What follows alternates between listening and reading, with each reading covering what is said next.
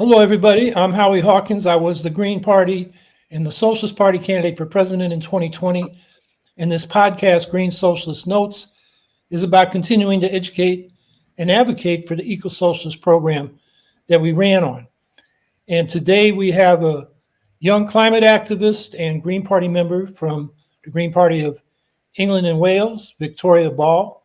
She's a public health expert, originally from Ukraine, who works on the links between climate change, food policy, and health, with a focus on Eastern Europe, the Caucasus, and Central Asia.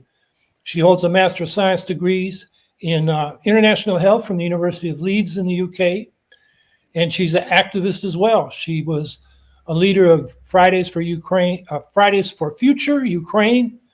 That's after Greta Thunberg's movement that got started in Sweden. She co-founded Razvi, a campaign by young Ukrainian women for a just, green, democratic Ukraine. And I'll let her explain what the word Razvi means.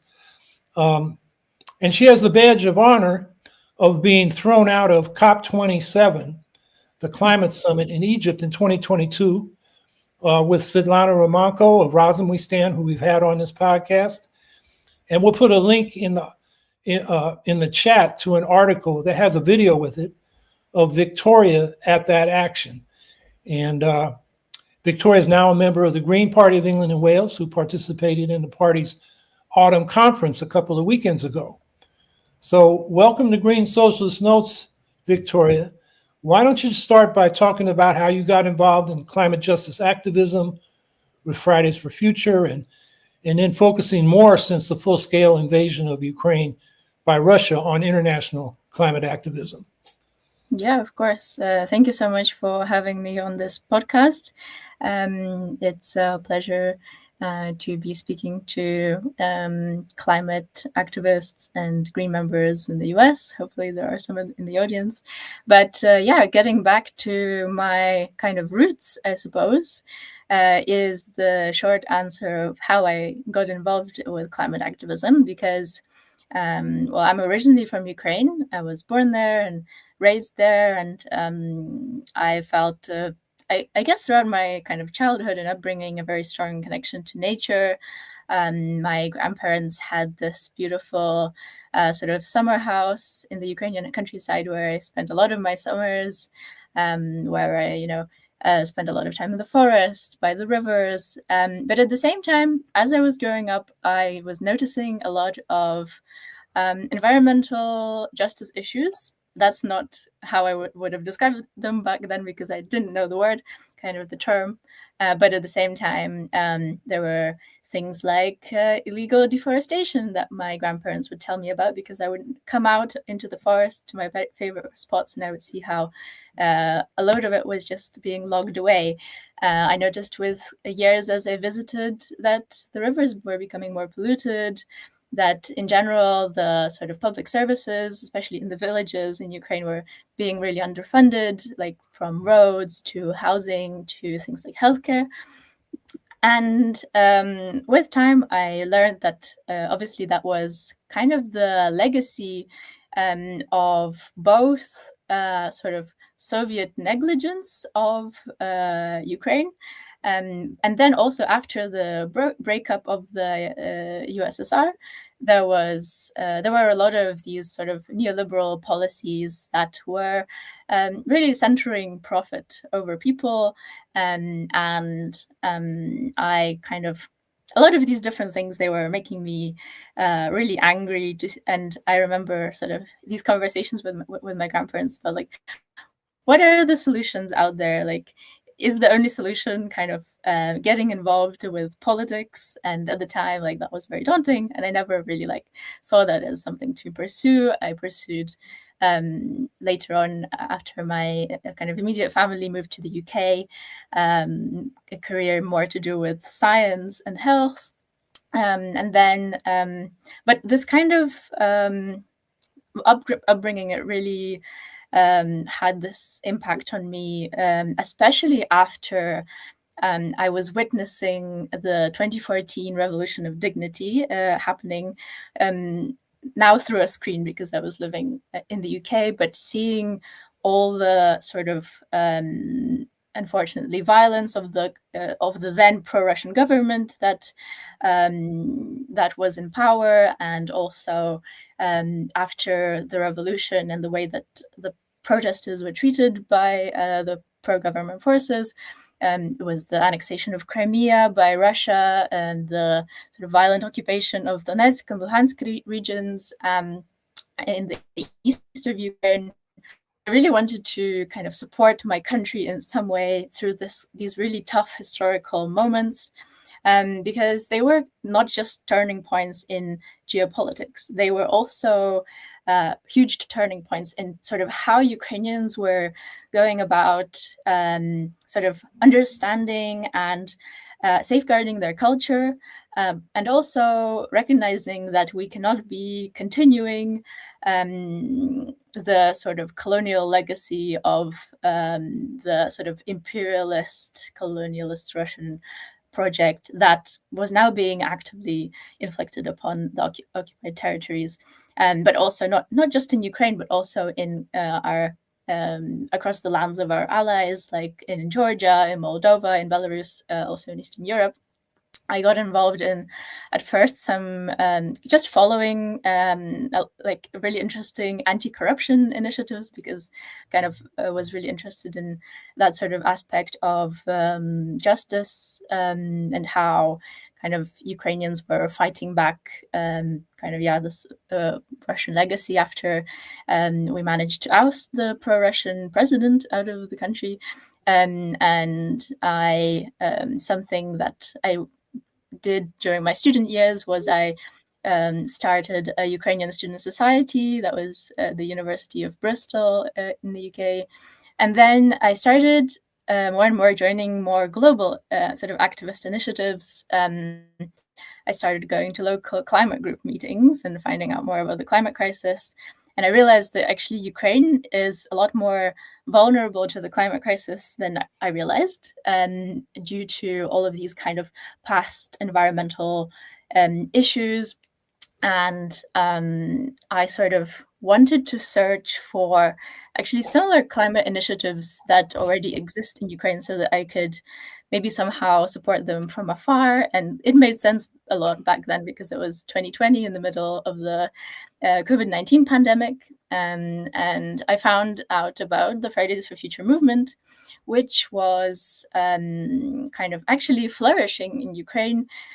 Ukraine had many youth climate strikes across like dozens of different cities in different regions back in 2019 when the movement started. And then in 2020, it was kind of opening all these local branches, and they were meeting online. And I joined some of these meetings. I started to find out about how this international movement worked. And because of my English language skills, I was able to get involved in these kind of international organizing initiatives, where I was able to speak about Ukraine, our context, and essentially represent my country from afar, thanks to this kind of engagement.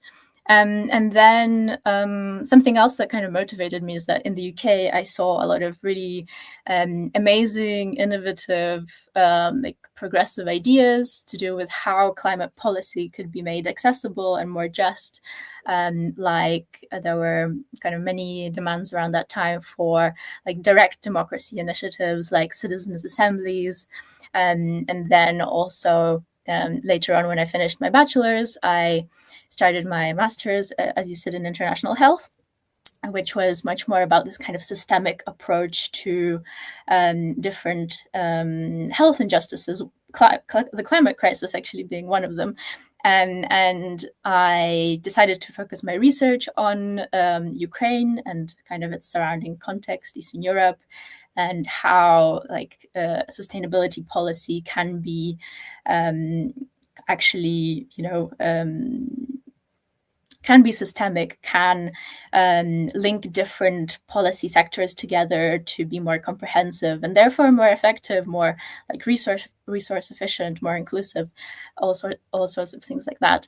And then in 2022, it felt like, while I felt like I had returned to my roots, my world was very much uprooted again because of the full-scale invasion of that Russia started on the 24th of February.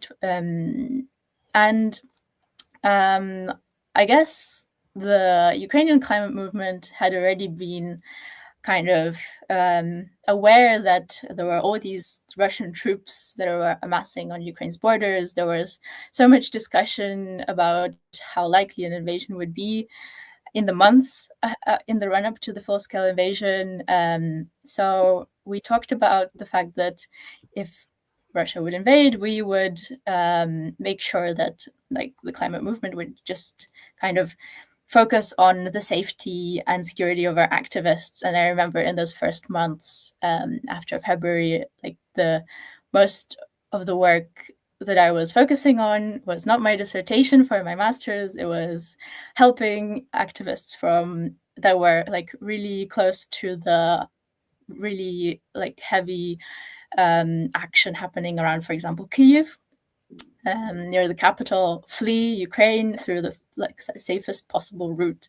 But at the same time, my grandparents were also fleeing the country. They're quite elderly, and I was supporting my family also to help them get out of the country. I was also supporting my cousin who had just volunteered for frontline defense forces, helping him fundraise for key sort of needs and so on. So it was a very uncertain time, but very quickly what emerged was that top voices in the Ukrainian climate movement especially, but also across the global climate movement, noted that actually what the Russian war economy was holding on to and was able to, the reason why Russia even was able to build up this war economy was because of its fossil fuel production. So it's coal, oil, and gas. And so it was very clear to us, the climate movement, Fridays for Future in general, that we need to speak up for an embargo on fossil fuels coming out of this terrorist state that were still being exported and then bought by European countries, by countries all over the world, and therefore funding Russia's aggression. And we, as the Fridays for Future movement, we were part of mobilizing the global climate movement to advocate for this embargo, for these sanctions. We called for international strikes. We were part of coordinating many different actions around the world, from not just in Europe, but also there were groups in solidarity, in other parts of the world, Africa, you name it. And it was a big sort of uplifting moment because it was a realization that the youth climate movement actually is part of this story of our collective liberation that is not just about climate injustice. It's also about liberation from this oppressive kind of Russian occupation and aggression, its propaganda, from these colonial narratives that persist, not only actually from Russia, but even from the West, about how Ukraine and Eastern Europe are just some sort of, pawns in some geopolitical game, which can't be further from the truth. And our civil society proved that we're actually still very strong, and that we will continually fight for a better future, not just for a just transition from fossil fuels, but also so that that we're fighting for a world that is also about safeguarding our democracy, our independence, and our self-determination, without which climate action is not possible. And it was about this very existential fight, not just for Ukraine, but also that was very much linking us together with especially a lot of Eastern European climate movements. We became very close with a Polish youth climate movement called Wschód. I don't know whether any of you have heard of Dominika Lasota. She's kind of the face of that movement still. I guess you've talked about the fact that that I was at COP27 in Egypt at the UN climate conference, where kind of the biggest climate negotiations between governments happen about what our climate targets should be and so on, and how do we move about climate finance so that we're able to safeguard the most climate vulnerable countries and communities. And in 2022, because of the embargo on Russian fossil fuels campaign, we were able to, with the support of especially the Polish youth climate movement, as Ukrainians, we were doing a lot of actions that involved a lot of media work. We ended up in New York, actually, for New York Climate Week in 2022 to speak to different platforms like Time Magazine, and to kind of raise the profile of our struggle, to make sure that the world was not forgetting about Ukraine, and that we continue to raise the need for active solidarity. And so, that led me to COP27 in Egypt. And we worked together there on this global kind of level media campaign, which was about showing that fossil fuel phase out was not just a way of kind of disarming the Russian regime, but also a key to peace globally, really, because fossil fuels are the top funder of global militarization and authoritarian regimes around the world. And so we were able to organize a lot of these different collective actions, different discussions. And I think the kind of pinnacle of that was that action where we managed to enter a panel discussion that was organized by the Russian government, which was about something like Russia's leadership in the climate fight, which is absolutely ridiculous. And I can't believe that such UN spaces allow that, but that's what the UN is like. It's about this sort of interesting approach to neutrality and making sure that everyone is held accountable. But I don't know whether letting Russia be there is holding it accountable. And essentially, they were talking about there were all these government officials, representatives of state corporations. They were talking about the vulnerability of the Russian Siberian forests, or something about how they're safeguarding them to make sure that Russia is taking the climate action it needs to, being this sort of climate vulnerable country, while it was committing all these environmental crimes in Ukraine. And so the action was about disrupting this absolutely pointless propaganda that Russia had put on in this huge hall. And one by one, starting with myself and my colleague from Fridays for Future Ukraine, we as activists stood up and we shouted as they were speaking at them that they were war criminals. How dare they come here and speak about climate action while they're killing our people, and while they are destroying the environment, while they are causing all of these military emissions, which are completely deteriorating the situation with the climate crisis, while they're committing all of these human rights abuses and torture and so on. And a lot of media was present at the event, and we staged kind of a walkout in the end, because there was no point in staying there. But we were kind of pulled out by the security as well, so we had no other choice to. And we have an article about that. Let's get that posted in the chat from the Irish Mirror, called where is it? Ukrainian climate activists storm Russian COP27 event, calling delegation war criminals. And with that article is a video, and you can see Viktoriya in action. So thanks for sharing that. So yeah, that was quite an important action where we kind of felt that the sort of disruption and calling out the complicity of not just also like Russia's allies and governments that were still not putting enough pressure on Russia with like economic pressure on Russia with sanctions and well, not only economic pressure, like to make sure that they continue to feel this pressure from civil society. And the sad thing is that EU, even EU countries, continue to spend money on Russian fossil fuels because there are still loopholes in the sanctions that have been implemented. I have to say that sanctions have been quite effective as a tool to decrease the income to the Russian military budget.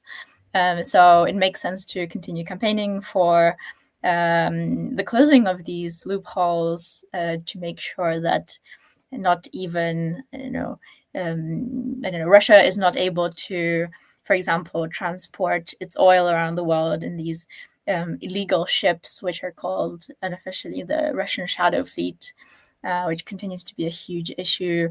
Not just for Ukraine and European security because of the funding of Russia's war crimes, but also because it's like the Russian Shadow Fleet is this fleet of really old ships, cargo ships that are not compliant with any sort of environmental or shipping regulation. And there's a huge risk of oil spills that it brings. The Russian Shadow Fleet travels through both the Black Sea, but also, and then through the Mediterranean, but also through the North Sea out into the Atlantic, and then transports oil all around the world. And it's really despicable that this hasn't been resolved, but a lot of action is still being taken thanks to the attention that campaigners continue to bring, including in the UK, because these ships actually sail quite close to Ukrainian UK international UK waters, in the international waters still, but this concerns so many different states in their security, and also because these ships are actually very often at the same time used as spy ships to collect intelligence for the Russian state. So that's something that I've campaigned on in the last couple of years in terms of like my international work. And it's been kind of calling out this hypocrisy of states that also continue to collaborate with Russia, and that includes, unfortunately, the US. The United States, despite the fact that the US administration currently is playing this very odd dance of sort of half admiring the Putin regime by rolling out this lavish red carpet and inviting Putin to the United States, to Alaska this summer, but also by condemning, Russia's actions from time to time.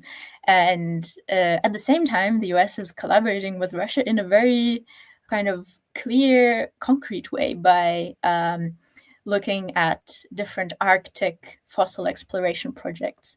So there's evidence of that as well. And I think that's something that we don't talk about enough. And essentially, like, it's really quite sad that our allies, Ukraine's allies, are not doing everything that they can to stop the Russian regime's fossil economy. And we need to continue to draw attention to this.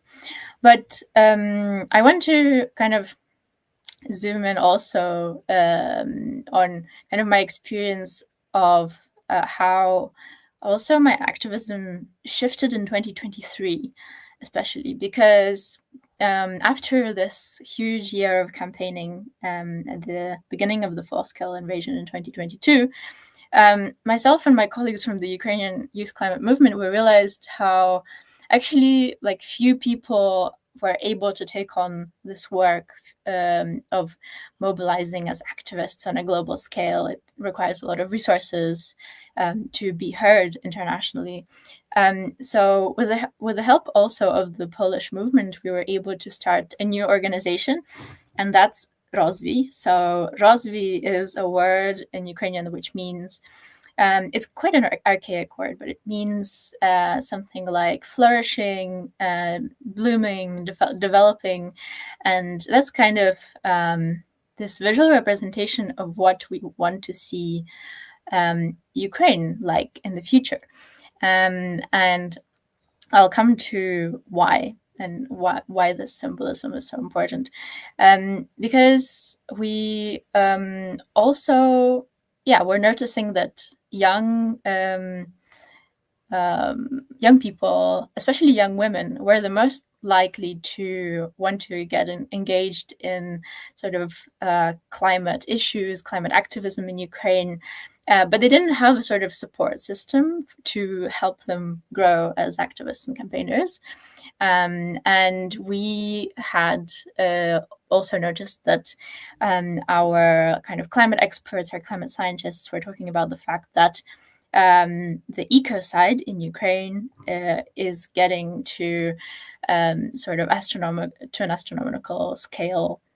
The damage to our land, our ecosystems, is with each month getting so much more extensive, and this means billions of dollars of damage to natural reserves because of the military action. This means the fact that our forests, our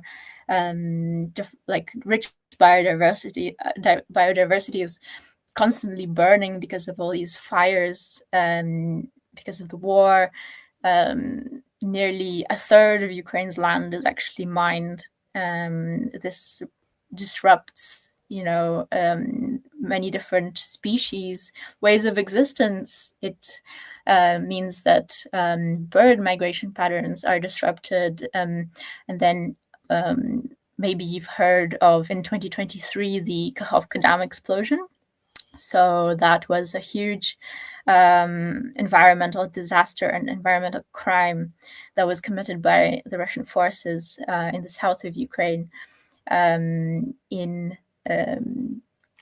it meant that this dam was destroyed, and it unleashed these mass floods onto natural reserves, but also many villages and towns, and many people were trapped between the flood and Russian fire, like Russian bullets. But the Russian troops did not stop firing at people as they were trying to flee the floods. A lot of people died, unfortunately. It was a horrendous thing to witness even online as those images emerged. And there's, to do with water, there's a continuing water crisis happening in the occupied and frontline territories. Donetsk, Luhansk, Kherson, Zaporizhia, these are all eastern and southern Ukrainian regions.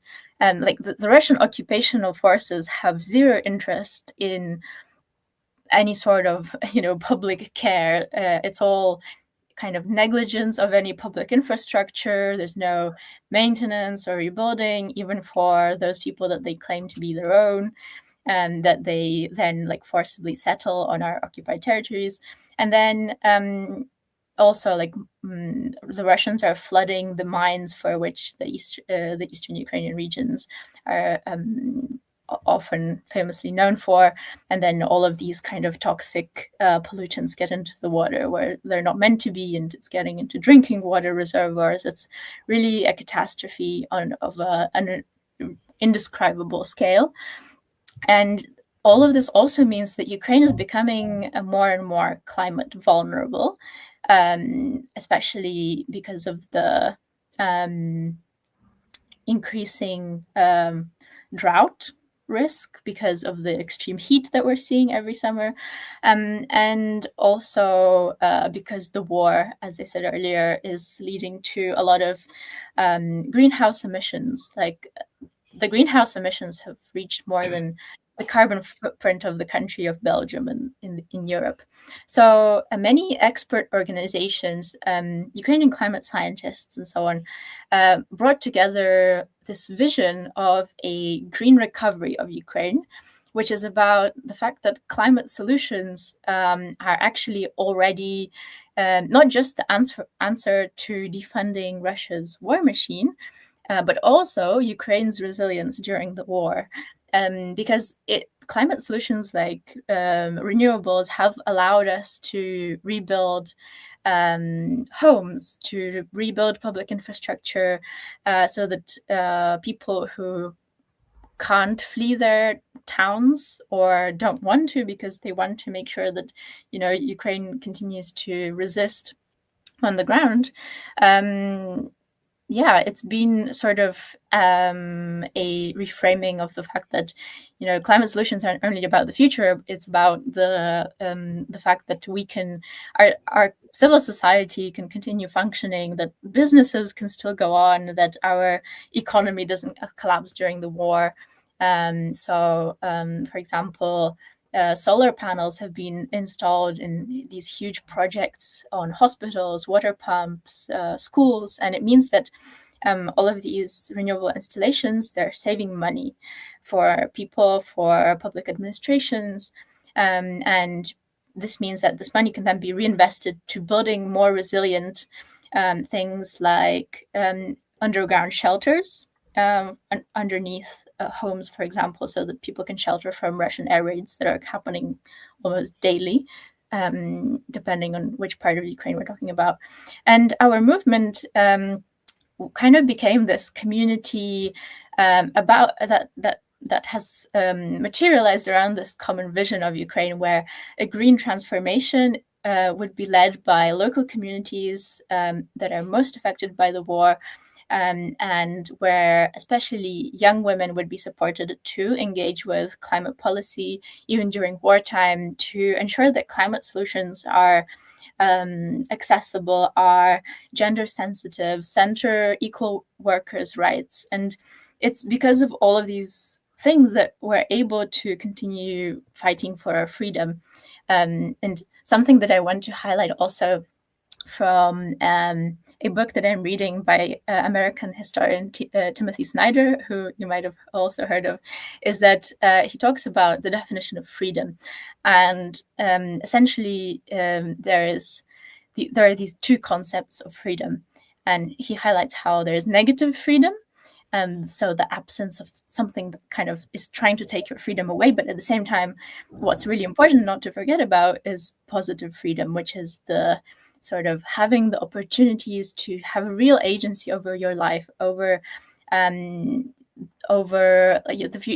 kind of present of your community and the pathway that your country is taking. And I think that's something really something that really resonates with me because of the sorry, I'm just gonna clear my throat.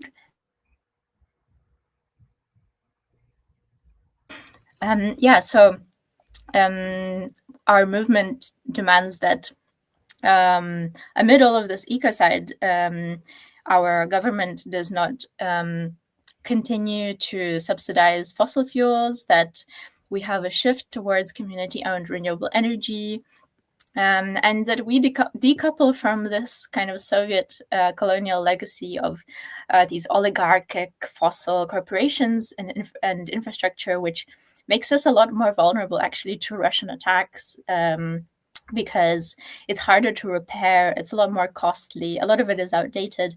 And there are a lot of really amazing examples already out there in Ukraine. Like, we don't have to look outside of Ukraine for inspiration. For example, I actually have my own podcast as well in Ukrainian. It's called Where the Future Grows, about the green recovery of Ukraine. And recently we talked there to a co-founder of a green energy cooperative. So that's like a model that I think we believe is a really great kind of example to lean on in the future of like what Ukraine's recovery should be. So we advocate for also things like ensuring that green jobs are a priority for Ukraine's job market, that there are training programs for the new generation of workers that center green recovery across all critical sectors. And something that needs to be kind of also leaning onto is climate and environmental education programs that are formalized across all levels of the educational system. So we collaborate with young people, we work with local NGOs, educators, experts. We also talk to different government bodies about youth inclusive and gender sensitive climate policy. But also we talk to international partners because without them, a lot of these current green reconstruction projects would not be possible. And something that I want to lastly center about Rozvi's work is that while Ukraine's green recovery is really important for Ukraine's resilience now, our number one priority to ensure Ukraine's full reconstruction in the future is able to happen is the survival of Ukraine as a nation. And therefore, it's really important that we continue fundraising for Ukraine's frontline defenders. So actually, fundraising is something that our organization does from time to time too. We do fundraisers for the Ukrainian armed forces through local events where we might be talking about green recovery, or we've done, for example, book raffles where someone can, by donating, has a chance to win a book on climate justice or environmental issues, or a decolonial vision of Ukraine in our own native language, which is something that these kind of books are still rare in Ukrainian, but we're trying to also popularize this kind of literature. So why don't we move to the Green Party of England and Wales? You were recently at the autumn conference of the party a couple of weekends ago. You're involved in putting forward a resolution about Ukraine. But before we get into the resolution, and we can put the links to those things in the chat, the membership in the Green Party of England and Wales is exploding. I mean, I think when Zach Polinsky was elected, at the end of the summer, the party had 60,000 members. Last I saw, they have 110,000 members. And polling out this week shows that the Greens are even with the Labour Party. So talk about what's driving that growth and enthusiasm, and then what happened at the conference. Aside from the Ukraine resolution, tell us how it was organized, some of the key decisions and debates that went on there. Yeah, of course. To kind of preface that, I've talked a lot about my engagement with the Ukrainian climate movement, but before that, I said that I sort of, in my university years in the UK, I started getting involved in different green initiatives, right? So I also joined the Green Party of England and Wales back in my student years, and I've been a member since about 2019, but I never kind of really got stuck in with the party. But then in the spring this year, I got more and more involved in something called the Ukraine Solidarity Campaign, which is a movement led by British trade unions and in general the labor rights movement here in the UK. And I've been speaking at different events where I was able to raise different environmental justice issues and Ukraine solidarity. And I've noticed that at the same time in the Green Party of England and Wales, there was this kind of a much more reinvigorated movement for environmental and social justice, and it made sense a lot to me to try and connect that with again sort of international solidarity for Ukraine. So my colleagues in the campaign connected me to other Green members, and we were able to put together a small campaign where we'd first drafted a policy motion, which was about kind of asking for stronger and more visible practical solidarity with Ukraine in the party. And this meant things like making sure that in the peace negotiations that are sort of happening over time, that Ukrainians' voices are being centered, and that Ukraine is being safeguarded by things like closing the loopholes on these fossil fuel sanctions that I talked about, because there are still UK companies that are complicit in, for example, providing the insurance to shipping companies that ship Russian LNG, and that are kind of registered in the UK, for example, and with the growing popularity of the Green Party of England and Wales, there is a real chance that the Green Party will have a lot more political leverage. Like their ambition is to replace the Labour Party, which is currently in government, but there's been huge disillusionment, frustration with these major parties, whether it's Labour or the Conservatives, and so there is a big outpouring of members from these kind of traditional major parties to the Greens, especially, and kind of the Green Party of England and Wales is able to provide this kind of real radical alternative that means that the party is very much open to kind of these like bottom-up community-led initiatives that continue to center the climate emergency, but also the social and economic justice issues that are facing the British population, whether it's the cost of living crisis or the struggles in terms of public service provision.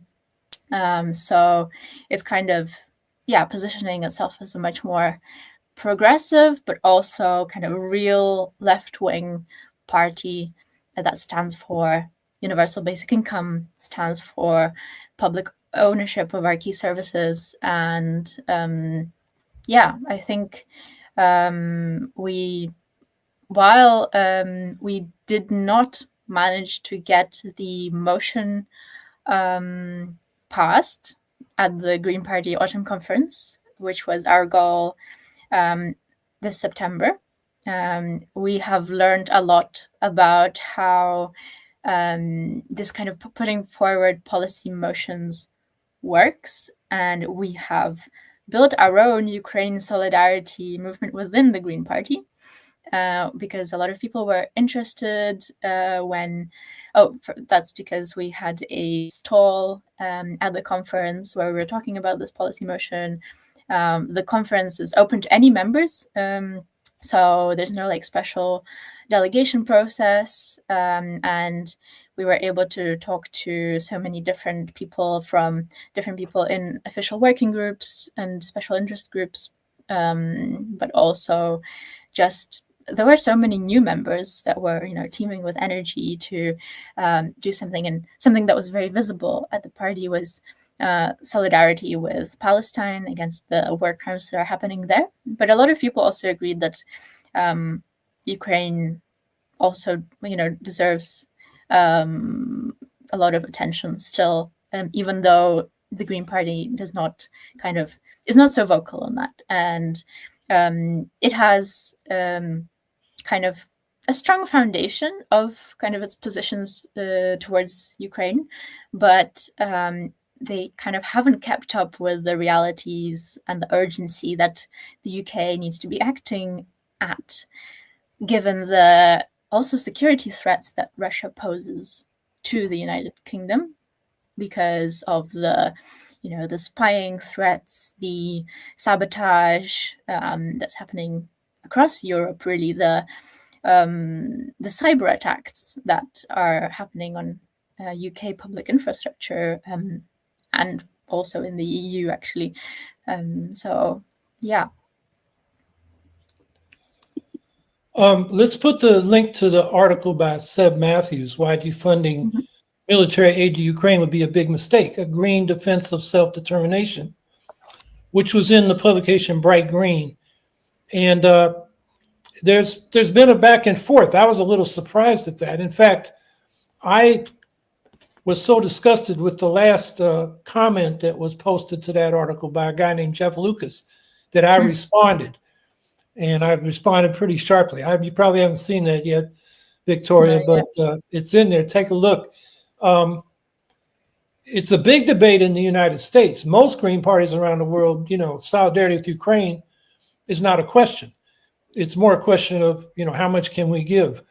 But in the U.S., it's split pretty much down the middle, like much of the U.S. left, which to me is a real problem we have, because if you're not in solidarity with people being attacked by a colonizer, I mean, what kind of Green Party are you? So you pretty much outlined what happened at the conference in terms of issues. I know that one of the resolutions said that the IDF should be considered a terrorist organization. That was one of the resolutions that passed. Although I can't find any publication of proceedings or minutes of the conference. Do you know if that's been published? I'm not sure if there are sort of proceedings, but I can sort of comment on some other developments that happened in terms of other policy. Sure. So there were a lot of different voting sessions. That's kind of one of the main aspects of the Green Party conference in England and Wales. So there are, besides that, a lot of different sort of fringe sessions, discussions with campaign groups, internal networks, training workshops, debates, all sorts of things that you would expect in this sort of space. And the delegates that were there at this autumn conference debated and voted on motions like, for example, the abolition of private landlordism. Housing rights was a really big discussion. So the party voted for different measures on like rent controls, public ownership. There were also,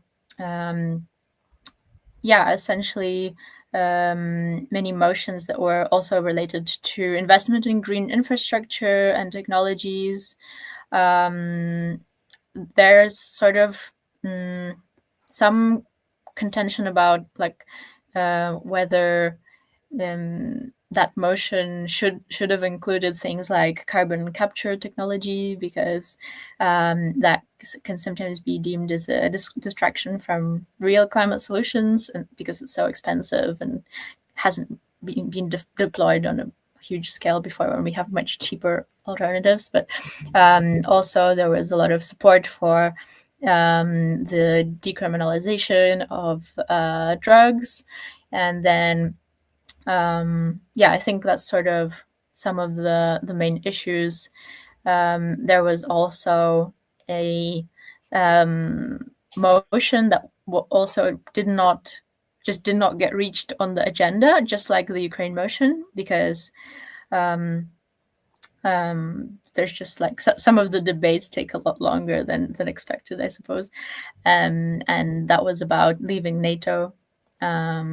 But that just didn't get debated at all.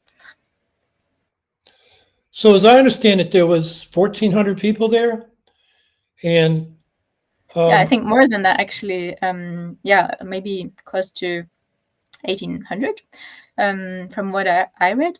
But it's actually one of basically the biggest attendance that a Green Party conference in England and Wales has ever seen.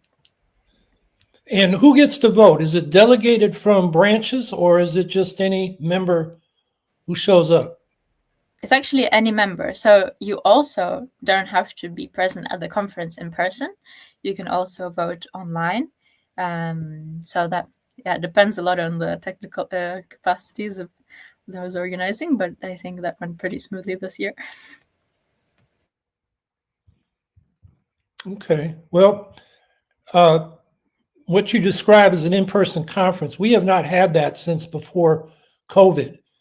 Now, our country is so big, you just couldn't, distribute votes according to who just showed up. It has to be delegated. But, what you described, you have voting sessions and other sessions are educational, the meeting of campaigns and workshops. And, from my experience in those kind of things, just as important as what happens in the scheduled meetings, it's what happens outside of them, where people talk and build relationships and make plans. So, I watched your conference with envy, compared to what we've had since it's going on. This is the 6th year. We haven't had an in-person national meeting. I think next year we may have one in Chicago. All right. So, but it may be a hybrid meeting. I'm not clear on that, but I think we need to get back to that. Some people say, well, it's too expensive and it discriminates against those with less means. But I think if we're delegated from the state parties, should take it upon themselves to elect people and then support those that need help getting there. And also registration. We do have a little bit of this when we've had in person. We have some people get, funds to help them get there. There's a fund set aside out of the registration fee. So there are ways of dealing with that problem. Wow, we're already 50 minutes into this. I see we got one comment, but let me just comment. Somebody's saying the links are broken up. I'm looking at my chat here. It depends, I think, on which platform you're on, but we can't do that for too long. What you can do is copy across the split to get the link. Sorry about that, but that's a limitation of the platform. So we did have one question, I believe. It should come up on the screen. Well, I see it. Oh, here we go. No Masters, No Mistress says they are trying to organize a green coalition locally, but it's an uphill battle. All I can say is, yes, it can be, but you just take it every day. You recruit one-on-one. I think in my experience organizing, you're able to get people involved by, getting into a relationship and talking with people, as opposed to just putting out a message on, Facebook or whatever and hoping people will come. That will notify people that it's happening, but to expand your base, you got to, recruit one-on-one.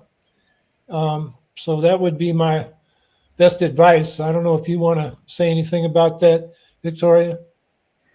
No, I guess in my experience organizing right now with the Green Party of England and Wales, it's been kind of this very positive chain reaction of when you kind of start talking to one member and then they mention that they might know someone else interested. Maybe they're actually someone who's really got some expertise on like what's relevant to our issue, which is peace and security policy. And then like one by one, we're just building up this online group chat for now, and people are joining our first meetings, and it's kind of snowballing at the moment. It's not been surprisingly not been so challenging, and there's a lot of people that, for example, have some sort of you have to find ways that people relate to something. So, for example, there are some Green members who have hosted a Ukrainian refugee family, or they have donated to a fundraiser. And then people can already kind of feel connected through like small actions or bigger actions. And that can motivate them to do more. And I think it's very powerful to introduce these sort of small everyday individual actions sometimes when, the system feels overwhelming to tackle. But we were able to get 88 co-proposers of our policy motion in the party, which I think was pretty good. Like we had a threshold of 50, and then not everyone's joined the group chat, but at the same time, there's some really motivated people, and we're currently organizing a Ukraine solidarity sort of coalition event, which would kind of launch what we're all about and share, hopefully engage even more members. And that's going to be an online event, so it's not going to be like too resource intensive to organize. I think you have to, really start small sometimes, but it can be very effective to at least try. Okay, we got a couple other questions. Justice V. Hi, Victoria. As you may know, Howie is a great pioneer of environmental justice, including co-founding the Anti-Nuclear Power Organization, the Clamshell Alliance since 1976, and the Green Party US. What anti-nuclear measures and policies are the British Green Party implementing, and are they part of the Green New Deal? I will just say that I got the slogan Green New Deal, or I got the Greens to accept it after Carolyn Lucas of the British Greens put it forward in 2008. And so I ran for governor on it, the first candidate to run on a Green New Deal in the United States.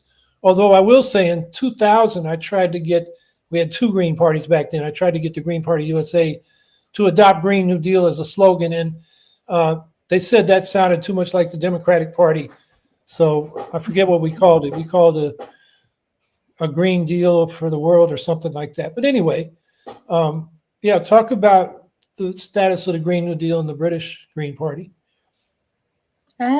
So I'm not sure if I can summarize what the status of the Green New Deal is in the party, but I think like the package of policies that the party is proposing is like pretty ambitious, and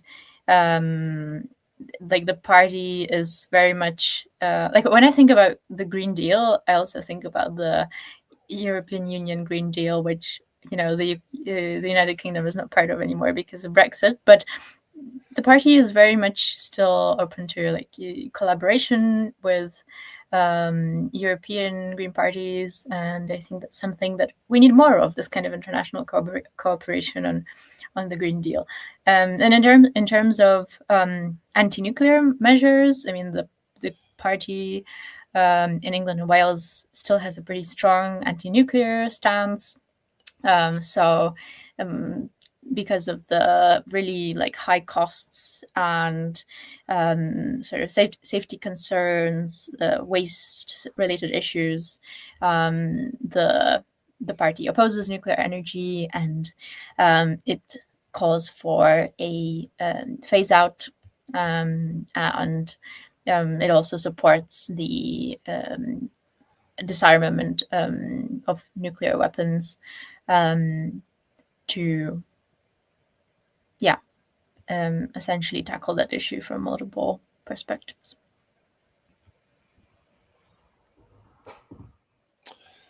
At war with dust, opinions on No King's protests today.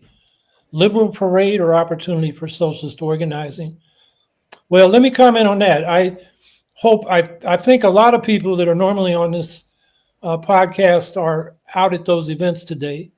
And I hope everybody had an opportunity to participate. The leadership is, more liberal, not radical, but there's an opportunity there for people to bring their own science, their own literature, and talk to people. I mean, this is a broad front against Trumpist fascism. And so, we should be marching with the liberals on that. And so I hope people participated. I know there's some sentiment in the Green Party, in the Democratic Socialists of America, saying these are a bunch of liberals in the Democratic Party. We shouldn't be part of it. No, these are just people who are fed up with Trump and want to say so, and we should be there. So any thoughts from you on that, Victoria? I guess I think the I mean, I haven't been following the No Kings protests super closely, but seeing them from across the Atlantic here in the UK kind of gives me a lot of hope when I see them, that there is actually a disagreement with all the horrendous things that Trump administration is doing, and it shows kind of a sense of hope and community building in the American resistance, which we in Europe would love to see more of. And I think any attempt to kind of divide the left can sometimes be so detrimental. I understand that we don't agree on many things among different factions, and some of the things that the Western left advocates for can be actually very, very detrimental in terms of the campist views that exist about Ukraine, for example. But at the same time, there's a lot of power in building coalitions. There's even the Green Party of England and Wales, while it has a sort of what some people could see as a competitor in this new party that is supposedly being set up by those who have left the Labour Party. So a few MPs like Zara Sultana, Jeremy Corbyn. It's not clear what's happening there, because there's been a lot of outfallings and disagreements within that party before it even has a name. But the Green Party of England and Wales is still open to talking to them and potentially looking at some form of collaboration once the party does materialize. That's what I've gotten.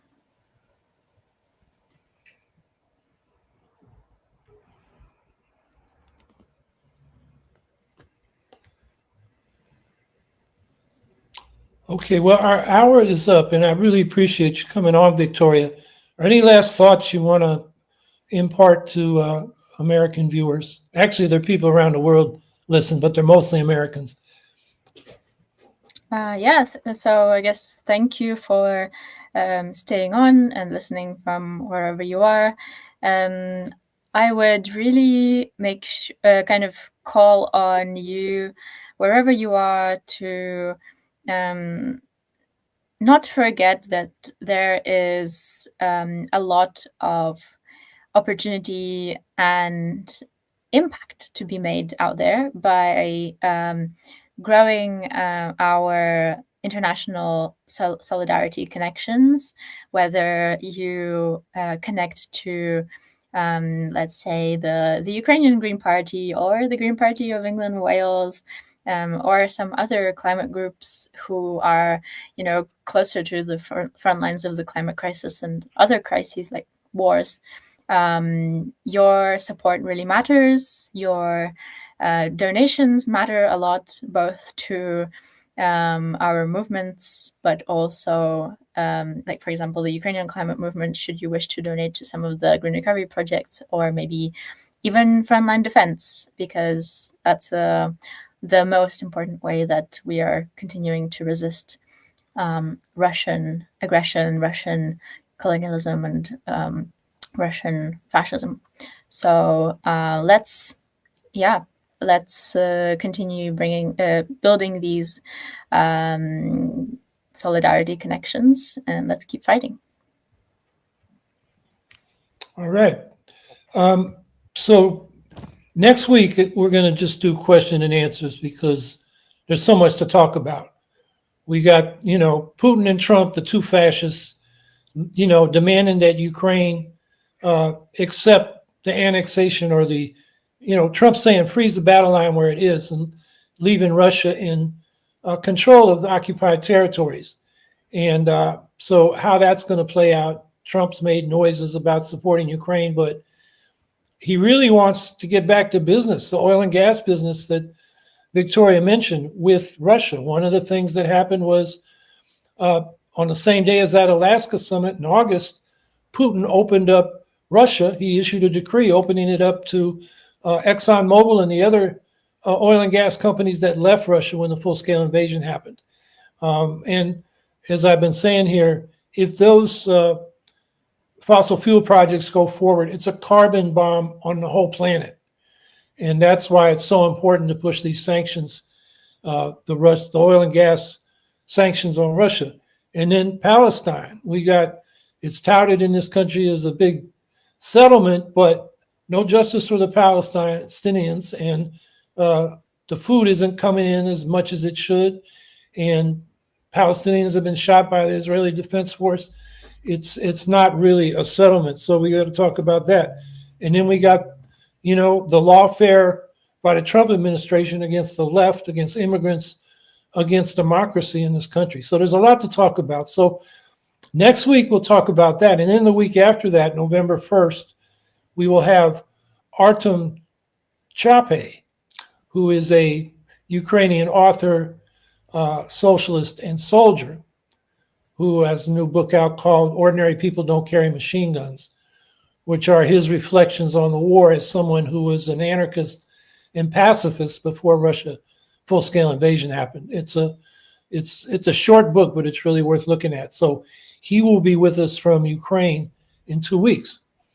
And in the meantime, as I tell you, if you're depressed by the news, get off the screens for a while, get out in an organization and take action.